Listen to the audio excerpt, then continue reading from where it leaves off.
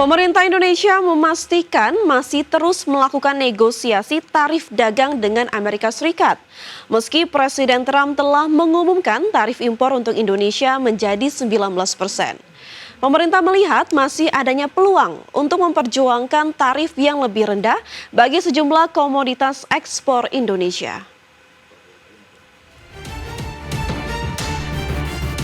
Pemerintah memastikan terus melakukan negosiasi sambil menunggu kebijakan baru tarif Trump 19% yang resmi berlaku mulai 1 Agustus 2025. Menurut Sesmenko Perekonomian Susywiono Murgiarso, pemerintah melihat masih adanya peluang untuk memperjuangkan tarif yang lebih rendah bagi sejumlah komoditas ekspor Indonesia.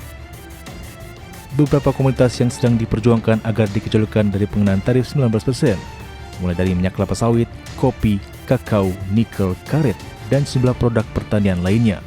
Komoditas tersebut dinilai pemerintah sangat dibutuhkan oleh Amerika Serikat. Komoditas yang istilahnya yang tadi sangat dibutuhkan Amerika, akan relevan kalau ekspornya dari Indonesia, dan itu jumlahnya banyak. Kita yakin akan bisa negokan sampai 0%. Berapa komoditas Pak? Sekarang kelompok-kelompok komoditasnya ya mungkin nanti masih akan bertambah. Kita belum punya list pastinya, kan kita ajukan ke mereka. Mulai yang produk-produk sumber daya alam tadi, mulai CPO, kemudian kopi, kakao, kemudian yang rubber. Meski Presiden Amerika Serikat Donald Trump telah menerapkan tarif 19% secara final, Susywiono memastikan delegasi Indonesia yang saat ini masih berada di Amerika Serikat masih mengupayakan negosiasi selama penetapan detail kesepakatan masih berlangsung. Dari Jakarta, Raharjo Patmo, Tim Liputan IT Action. Pemerintah Amerika Serikat menetapkan pengenaan tarif impor sebesar 19% untuk produk-produk asal Indonesia. Meski lebih rendah dari negara-negara di ASEAN, pemerintah masih terus melakukan proses negosiasi tarif dengan Amerika Serikat.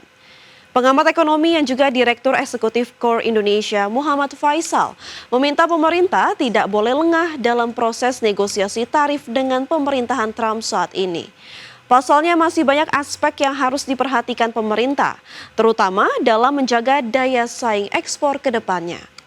Faisal juga menyebut bahwa hambatan non-tarif yang juga terdapat di Amerika Serikat perlu didorong untuk masuk dalam tataran negosiasi saat ini.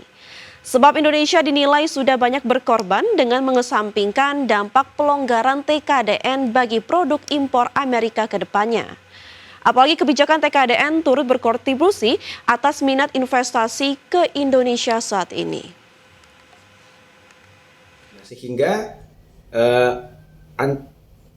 tantangan daripada impor ini yang memang perlu juga kita antisipasi secara lebih serius. Ya.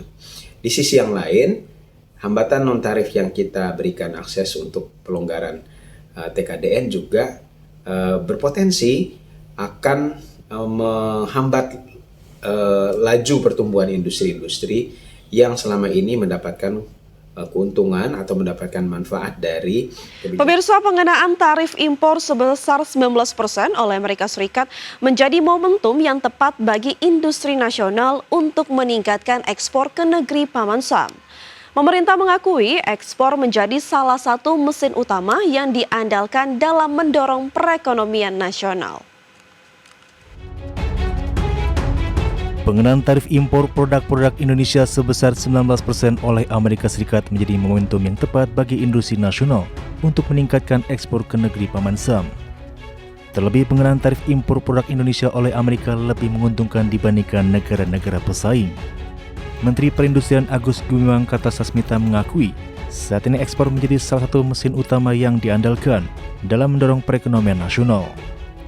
Tidak hanya dari sisi nilai, tetapi volume barang yang diekspor juga terus meningkat. Hilirisasi pendalaman struktur untuk bisa memanfaatkan tarif yang 19%, itu juga suatu hal yang sangat positif, sehingga sedikit banyak pasti akan bisa meningkatkan nilai ekspor kita, ya, khususnya nilai ekspor produk-produk berbasis pajak. Selain optimalisasi peluang ekspor, ekosistem pasar domestik juga wajib dikelola dengan baik, mengingat potensi pasar dalam negeri yang masih sangat besar. mengingat 80% output dari industri manufaktur nasional digunakan untuk memenuhi kebutuhan pasar dalam negeri. Dari Jakarta, Sofyan, Tim Liputan, IDX Indo. Kita ke informasi pertama pemirsa, Presiden Prabowo Subianto meresmikan 80.000 koperasi desa merah putih di Klaten, Jawa Tengah. Dari total tersebut nantinya sekitar 103 koperasi menjadi percontohan. Pemerintah berfokus membentuk badan hukum koperasi, pembangunan sarana pendukung, penerapan digitalisasi, serta peningkatan kapasitas sumber daya koperasi. Pemerintah menargetkan Kopdes Merah Putih menghadirkan pilar-pilar kemandirian ekonomi desa dengan koperasi sebagai fondasi utama pertumbuhan ekonomi nasional. Alatnya orang lemah. Alatnya bangsa yang lemah. Tapi konsepnya sederhana. Sama dengan konsep lidi. Satu lidi lemah, tidak kuat, tidak ada artinya satu lidi. Tapi kalau lidi, puluhan lidi, ratusan lidi dijadikan satu, ini adalah alat yang bisa membantu kita. Jadi, dari lemah menjadi kekuatan.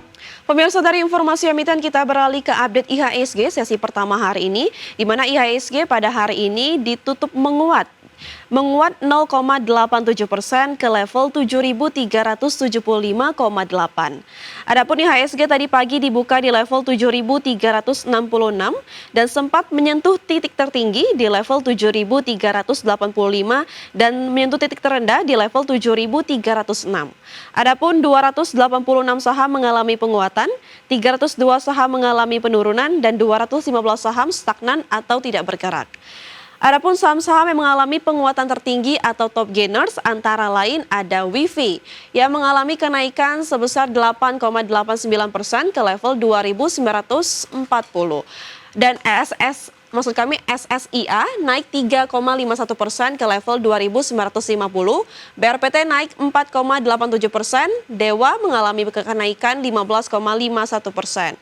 Dan saham-saham mengalami penurunan terdalam atau top losers antara lain ada Cuan turun 2,72% ke level 1.610, Brand turun 1,25% ke level 7.900, Goto turun 1,72% ke level 57, Blok turun 11,81% ke level 635.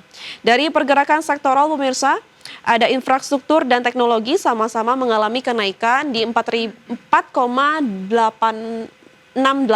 maksud kami. Teknologi naik 4,53%, keuangan turun 0,18% dan properti turun 0,13%.